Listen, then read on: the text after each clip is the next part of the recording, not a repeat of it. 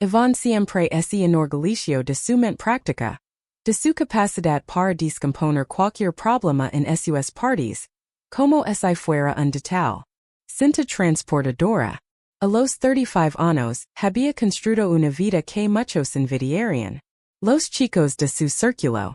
Aquellos que todavía se debaten entre trabajos a tiempo parcial y perspectivas dudosas. Un ingeniero en una gran fábrica de automóviles de Nizhny Novgorod, donde las máquinas zumbaban y el olor a metal fresco llenaba el aire, recibía un salario confiable, lo que nos permitió no contar cada centavo y incluso guardar algo para un día lluvioso. Un acogedor apartamento en un edificio nuevo en las afueras con balcón. Desde el cual en los días claros había una vista del Volga, una cinta gris, serpenteando entre las colinas, estaba su fortaleza. Iván estaba acostumbrado a evaluar todo con seriedad. Riesgos, pros y contras y que en los dibujos pasaba horas en la computadora, calculando las cargas de los países. La vida le parecía una máquina bien engrasada. Sin giros bruscos, solo un movimiento suave hacia adelante. Por eso, cuando estaba en un picnic de Mayo con amigos en común bajo las copas de viejos tilos en el parque de las escaleras Nikolovskia, conoció a Svetlana. La decisión llegó casi al instante, sin cálculos innecesarios. Se sentó en un banco con una botella, limonada en mano, con un vestido ligero con estampado floral. Y su risa tranquila ante el chiste de una amiga inmediatamente me llamó la atención. Svetlana parecía la adición perfecta a su mundo ordenado carinosa, sin dramas innecesarios, con esa misma sonrisa. Lo cual me tranquilizó después de un largo turno. Cuando me dolía la espalda de estar sentado en la mesa de dibujo, empezaron a hablar de cosas sencillas sobre el clima, que finalmente había dispersado la lluvia de abril, y sus planes para el verano. Para la noche del picnic, Iván ya sabía que era ella. Y después de 3 meses, después de un par de viajes al Volga y cenas en pequeños cafés, me propuso matrimonio de forma sencilla y sin aspavientos. Fuegos artificiales en el mismo balcón de su apartamento con vista al río. Celebraron una boda. Se celebró sin ruido y pompa innecesarios. Iván no soportaba la grandeza, donde los invitados eran todos parientes lejanos, aquiens.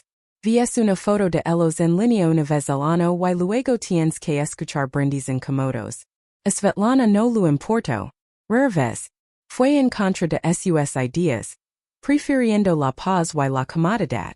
Eligió en un pequeño restaurante en el Bolshoi, Pokrovskaya, un lugar acogedor con vigas de madera bajo el techo, luz tenue de velas en candelabros y una lámpara. El aroma de los productos recién hornidos se mezclaba con el olor de la carne asada. El salón no era demasiado grande con vistas a la calle donde los turistas pasaban y se escuchaba música tranquila de fondo. Solo 38 personas fueron invitadas, la mayoría cercanos desconocidos. Los padres de Iván llegaron de Arzamas en un viejo gazelle con maletas llenas de comida casera, salchichas encurtidos y tarros de mermelada de frambuesa, que la madre insistentemente me ponía en las manos. Como hijo para que tenía suficiente fuerza para la vida familiar. Vinieron amigos de diferentes partes de la ciudad, un par de compañeros de fábrica con los que Iván compartió pausas para fumar y chis sobre su jefe y viejos amigos de la escuela, algunos con cerveza en sus manos, otros con flores. Para Svetlana. Svetlana invitó a sus amigos de la universidad, ruidosos pero amables. Las chicas que inmediatamente llenaron la sala de risas. Su hermano pequeño que se movía torpemente en un rincón y por supuesto, Mama. Iván solo había visto a Irina Sergeyevna un par de veces. La primera vez fue cuando pasó por Svetlana a su casa en el distrito tranquilo de Strelka, donde las casas se alzaban a la sombra de los Alamos y el Volga rugía cerca. El segundo en una modesta cena de compromiso en su apartamento, pero luego se marchó temprano, alegando un contrato urgent. El teléfono. Su voz sonaba firme y segura. Sabía de ella por fragmentos de información que lo había dado Svetlana. Lleva 10 años divorciada después de que su marido la abandonara por otra mujer, dejándola con una hija pequeña. Ella crió a Svetlana. Trabajando día y noche, abrió camino en la logística desde cero. Empezó como mensajera y ahora dirige su propia empresa. Transporta de mercancías a lo largo del Volga y más al sur, hasta Astrakhan y Rostov. Svetlana describió a su madre como una mujer estricta pero con principios. No es fácil con ella Vanya. Está acostumbrada a controlarlo todo. Pero si la respetas te correspondrá. Siempre recibe lo que es suyo y no es acobarda. Antes que nada. Así somos nosotros. Ivana sintió, pero por dentro sintió una ligera tensión. Esas mujeres lo asustaban con su independencia. A diferencia de la tranquila Svetlana. Irina Sergeyevna apareció en la boda más cerca de la mitad de la noche. Cuando los brindis ya habían comenzado y los invitados se habían sentado a las mesas, aperitivos, citas encurtidas, tartas y botellas de vino espumoso. Iván logró recorrer todas las mesas, estrechar la mano de sus compañeros de la planta, quienes bromearon. Bueno Iván, ahora no son solo debujos. Debujas pero construís toda tu vida. Choca tus copas con amigos y sientes como un trozo de papel antes de la boda. En el pecho la mezcla de emoción y alivio comienza. A derretirse bajo la influencia del champán. Los invitados se acomodaron más cómodamente. Comenzó a sonar música en vivo, un violín y una guitarra acústica, tocando algo ligero, Volskoy. Y así entró por la puerta principal sin prisa. Como es todo el salón la estuviera esperando. 47 años la edad que recordaba las conversaciones de Svetlana, pero que no se correspondían en absoluto con la realidad que veía con sus propios ojos. Irina Sergeyevna caminaba por el pasillo con tanta confianza. Como es el mundo entero se estuviera adaptando a su paso, abriéndose paso. Frente a ella, como agua frente a una barqueza. Un traje azul oscuro con una chaqueta estrecha y la falda recta lucentaba como un guante, realzando su figura esbelta y tonificada, probablemente fruto de correr regularmente. Junto al terraplén o el yoga que mencionó Svetlana. Cabello oscuro con algunas canas en las sienes. Estaban recogidos en una elegante cola de caballo baja, dejando al descubierto el cuello y rasgos faciales definidos pero femeninos, pómulos altos, nariz recta y labios pintados de un rosa natural. Sin toques brillantes en el maquillaje ni en la ropa, solo sutiles. Un reloj de oro en su muñeca, que brillaba a la luz de las velas y, a juzgar por su aspecto masivo, costaba la mitad de su bono annual de la planta, y una sencilla cadena de plata alrededor de su cuello con un pequeño colgante en forma de ancla que insinúa su negocios en el Volga. No se apresuró, no giró la cabeza, simplemente avanzó. Con paso seguro, el ruido en el salón se apagó por un instante. La gente se giró susurrando en voz baja. Era la madre de la novia. París sacudida de una portada de revista. Iván sintió una repentina sacudida en el pecho. No por la ceremonia ni por el alcohol, sino por algo agudo inexplicable, como una chispa de electricidad estática, al tocar la manilla de la puerta después de la alfombra. Svetlana, al ver a su madre, corrió hacia ella. La abrazó fuerte y le susurró algo emocionada, con los ojos brillantes. Mama, tú. Por fin. Te estábamos esperando. Irina Sergeyevna respondió con calma. Ella abrazó a su hija, lo acarició la espalda con la palma de la mano. Aliso un mechón de cabello suelto y luego se volvió hacia Iván, que estaba un poco más lejos, con un beso en la mano. Bueno, por fin nos conoceremos bien, yerno. Su voz era baja, con un tono áspero y aterciopelado que te hacía temblar, como un viento frío del Volga en octubre, pero con calidez interior. Iván extendió su mano. Su apretón de manos fue fuerte y seguro. Sin rastro de debilidad en ceremonia. Mis dos están calidos y secos.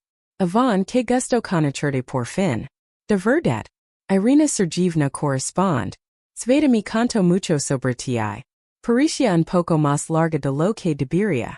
En ese momento, sus ojos castano oscuro, ligeramente entrecerrados, recorrieron su rostro. Y Iván sintió que así le calentaban las orejas y las mejillas. Que idiota, como en la escuela antes de una reunión de clase estricta. Gerento en la primera entrevista después de la escuela técnica. Mama ligas tard otra vez como siempre. Svetlana hizo un puchero en tono de broma. Pero con un dejo de reproche, tomando a su madre del brazo. Ya empezaron a brindar sin ti. Yes trabajo querida lo sabes. Irina Sergeyevna respondió con calma. Sin excusas. No esperan un contrato sobre todo cuando la carga. En el Volga se detuvieron por la niebla. Pero estoy aquí y eso es lo importante. Sonrió con la comisura de los labios. Y esa misma media sonrisa que hacía imposible entenderes estaba bromando sobre la situación o dando la impresión de estar dando la lata. Entiende que su agenda es lo más importante del mundo y el mundo gira en torno a ella. Durante toda la tarde, Iván se sorprendió mirando a su suegra. A pesar de todos esos esfuerzos por concentrarse sobre Svetlana y los invitados, se sentó a la cabecera de la mesa, más cerca de la novia, charlando informalmente con los padres de Svetlana. Su padre bromeaba sobre las tradiciones del Volga. Y su madre le preguntaba sobre negocios y bromeaba con historias. Los amigos de Iván, que contaban historias de la fábrica. Ay Iván, ¿recuerdas cómo lanzamos ese lot de países a la línea de montaje? Hubo un accidente. Irina Sergeyevna escuchó atentamente. Asintió y, de vez en cuando intervino. Lo mismo ocurre con la logística. Un fallo en la cadena y toda la ruta se arruina. Pero toda la sala pareció obedecer su ritmo. Las conversaciones se apagaron cuando ella se levantó para pedir más. Y cobraron vida cuando ella rió en voz baja y sincera. En la novia con un vestido blanco con encaje en el novio con su traje nuevo. No era el centro de atención. Era ella, con su aura de serenidad y fuerza. Cuando empezaron a tocar una melodía lenta, un vals con violín, y los invitados comenzaron a moverse hacia la pista de baile improvisada en el centro del salón. Irina Sergeyevna se levantó la primera y invitó a su hermano, el tío de Svetlana, un hombre fuerte con bigote, a unirse al círculo. Trabajaba como patrón en una barqueza. Sus movimientos eran gráciles, seguros, sin excesos. Vanidad. Giraba con facilidad, sujetando la mano de su compañero. Y su vestido sencillo pero elegante, negro con un brillo sedoso, se balanceaba al ritmo. Ivan Nemig se olvidó de su compañero observando, mientras se reía del chiste de su tío. Algo extraño se agitó dentro de ella. Admiración, envidia de su libertad. Negó con la cabeza y tomó a Svetlana de la mano. Vamos a bailar. Y salieron. Circuló. Pero los pensamientos ya se estaban desvaneciendo. Y entonces llegó el momento de los brindis oficiales. Cuando todos se colaron, los camareros sirvieron vino en copas. Cuando Irina Sergeyevna se levantó, con gracia sin hacer ruido, colocó la servileta sobre la mesa y el ruido del salón se apagó al instante. Incluso los camareros se quedaron paralizados con sus bandejas junto a la pared. Todas las miradas se volvieron hacia ella y Iván sintió que él era si espasaba. No me gusta divagar, comenzó sosteniendo un vaso en la mano, con la voz tranquila pero penetrante como el eco en la niebla del Volga. Por lo tanto dire brevemente y desde el corazón. Svatachka, iris mi fuerza y mi alegría con. Desde que naciste. Estoy orgulloso de ti todos los días. De tu amabilidad. De tu resiliencia, de tu forma de ser. Crecí sin padre, pero con un corazón más grande que el Volga. Elegiste el camino que te hace. Eres feliz y eso es lo principal. Se giro hacia Iván y su mirada. Retrocedo. Yvonne T. Hisis responsable de mi hija y creo que en teens lo difícil que es. No solo en las alegrías, sino también en las tormentas que inevitablemente lanzará la vida. Hizo una pausa, y en ese silencio una ligera tensión invadió la habitación, como si todos se hubieran congelado sobre el río antes de una tormenta. Mientras esperaba que continuara, Yvonne sintió que todas las miradas se dirigían hacia él, y su pecho se oprimió. ¿Qué sabe ella que él no? La vida no es un camino recto por el terraplén, sino un zigzag de paribas, lleno de vueltas y baches. Nos pone prueba en todo. En el amor, donde los sentimientos pueden desvanecerse como luces encendidas. Puente de noche, en el trabajo donde un cálculo erróneo y todo se derrumba en decisiones que parecen simples, pero dejan cicatrices. A veces susura una advertencia, a veces ataca sin piedad. Lo principal es no desmoronarse prematuramente, disfrutar de los momentos de calor junto al fuego y recordar que quienes están cerca deben estar allí. Alguien en quien puedes confiar sin mirar atrás, sin duda. Levantó su copa de vino tinto, brillando a la luz de las velas, y el público se unió con un solo gesto. Para ambos, para que podáis pesar todas las cavas del Volga y salir más fuertes de la mano y que tu familia sea siempre tu fortaleza, tan confiable como el Kremlin de Nizhny Novgorod. Iván se lo bebió de un trago, sintiendo el vino quemando la garganta. Pero las palabras de Irina Sergeyevna se le quedaron grabadas en la cabeza. Se arremolinaban como engranajes en sus debujos en la fábrica, que lo atormentaban. ¿Qué quería Decker con? Responsabilidad y tormentas? Porque su brindis sonó como una advertencia. Como si viera por delante? Había gritas en su plan perfecto, que ni siquiera sospechaba? Sus padres asintieron con aprobación. Su padre, Svetlana aplaudió. Svetlana sonrió radiant, aferrando Salkivan. Pero él no podía quitarse la sensación de que esas palabras, dirigida a él personalmente, como una pista de rasgos ocultos que él, un ingeniero racional, había pasado por alto en sus cálculos. Tras el brindis los invitados se dispersaron. Algunos salieron a bailar al ritmo de la música, que subía y bajaba, otros se reunieron en la barra compartiendo historias de bodas pasadas. ¿Recuerdas como la boda de Petrov se arruinó por la lluvia? Iván sintió la necesidad de tomar aire fresco para despejar el nudo que tenía en la cabeza y salió al estrecho balcón. Barandillas con vistas nocturnas de Nizhny Novgorod. El aire era fresco con un toque del río, y la lluvia lejana que se acumulaba sobre las colinas. Abajo las luces de los puentes sobre el Volga parpadeaban. Los coches tocaban la bocina en el terraplén y a lo lejos se oían ocasionales fuegos artificiales provenientes de una celebración cercana en la plaza. Iván sacó un cigarrillo del paquete que llevaba en el bolsillo. Dejé de fumar hace 2 años después de que la planta introdujera estrictas normas sanitarias y multas para los descansos para fumar. Pero el paquete siempre estaba en mi bolsillo por ese acaso, como una herramienta en un cajón del escritorio. Lo encendí con un encendedor. Dio una colada profunda, sintiendo que la nicotina calmaba sus nervios y despejaba su mente de la niebla. No pense que fueras de los que fuman en las bodas. Iván se giró bruscamente, casi dejando caer su cigarrillo. Irina Sergeyevna estaba en la puerta, apoyada contra el marco, su silueta iluminada. La suave luz amarilla del pasillo. El rostro está medio ensombrecido por el dosel, pero los ojos brillaba reflejando las luces de la ciudad, y en su mano sostenía una copa de vino. No fumo. La verdad es que no me importa, murmuró, echando el humo a un lado para que no le diera en la cara. Solo en momentos de esters como hoy, con tanto alboroto gente brindis me de vueltas la cabeza. Llovio. Una boda siempre es un shock. Incluso si todo está plena de el detalle, como la tuya.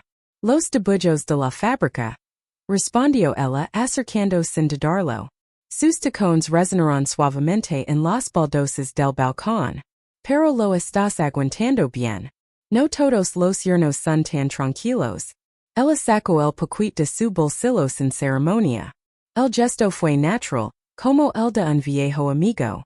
Sacó un cigarrillo y se lo llevó a los labios.